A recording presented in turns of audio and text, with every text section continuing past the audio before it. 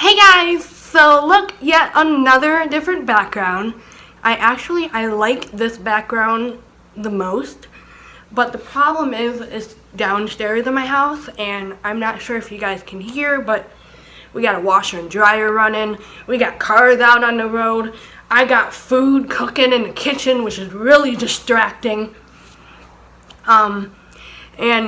I don't have the lighting different because I didn't bring down my lighting, my light or my proper stand. Again, if you guys could see how I have my camera up, it's interesting. So yes, this is going to be another video adding to my supernatural lore mythology series that I will be posting every day for a week during the first week of October. I still don't have a name for it yet. I need to work on that. I have my tea, which is amazing. So today we are going to be talking about skinwalkers. So skinwalkers are from the Navajo culture. So the Navajo, they're from the they're a southwestern Native American tribe, and in their language, skinwalker means he who walks on all fours. It's spelled and pronounced different, obviously, in their language, and I'm not even going to try to say it, but I will have it down here. That is how they say it and spell it, which we would translate into skinwalkers, which is he who walks on all fours. Skinwalkers are thought to be a witch with the ability, an evil witch that has the ability to possess or disguise themselves as an animal. These animals are usually seen as coyotes, wolves, foxes, eagles, owls, or crows. There's been cases they've been seen as described as hollowed out dog-like animals. They are also able to steal faces and appear as someone that you know.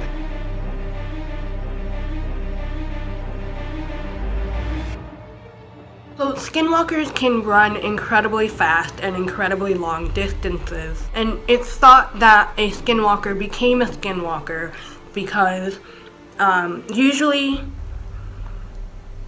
some sources have related skinwalkers to werewolves, where you have the ability there's you, and then you have the ability to change into something else. The difference between a werewolf and a skinwalker, though, is a skinwalker is you want to be a skinwalker, whereas the werewolf is usually you were bitten or scratched or something, and it's like a curse, whereas a skinwalker, you have to do something evil to become it. And then there's also a whole ceremony and ritual and stuff like that you have to do. And in the Navajo culture, it's usually a medicine man that breaks the culture's taboos, such as doing something like murder or corrupting a family, and it's required that you do the most sinful thing to become a skinwalker, and in their culture that is considered killing a family member. Another thought or idea of skinwalkers is that it's from a curse that the Anasazi tribe put on a certain part of land that I will get to later. Skinwalkers are usually most commonly seen near nature reserves, and there is a nature reserve in Utah known as Skinwalker Ranch, which I will get into in a minute. First, I will tell you how to kill a skinwalker, and it is believed that if you call a skinwalker by its true human name, that will kill it. It's also believed that the Navajo Native Americans they mastered the ability to shapeshift in order to escape persecution and relocation, and it's just been passed on and continued to today. So let's talk about Skinwalker Ranch. So Skinwalker Ranch is located near Ballard, Utah. So this ranch is in Utah. It's located near the city of Ballard, and it borders the UT Indian Reservation. This ranch is about about 500 acres. The natives will not enter the ranch. They forbid any members of their tribe to enter this ranch, and they say that it is the path of the skinwalker, and they won't even set foot anywhere on this property. This particular tribe, the Utes, I will have their names down below. I'm really sorry.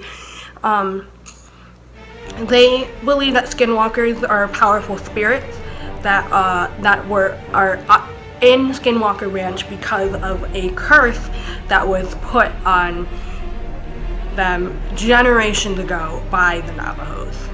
So the Navajos, some Navajos believe it was a curse from another tribe called the Anasazi, and the Utes think that it's a curse from the Navajos. So when I do videos like these, I like to incorporate real life encounters from these creatures, and for Skinwalkers, the most common event or real life encounter of Skinwalkers, the most common one that will pop up a lot when you do research on these, happened in 1994.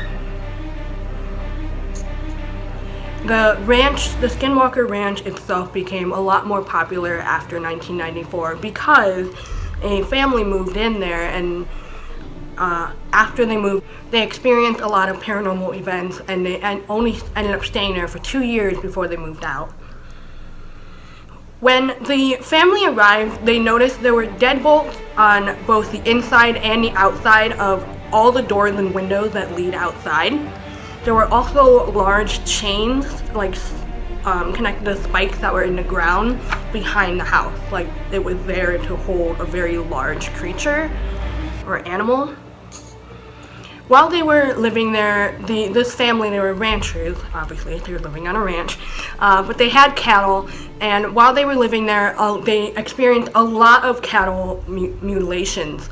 And one of the biggest one, the most talked about one, was there was a wolf, and it came right up to them, and it let them pet it, and then it kind of walked off over towards where the cattle was.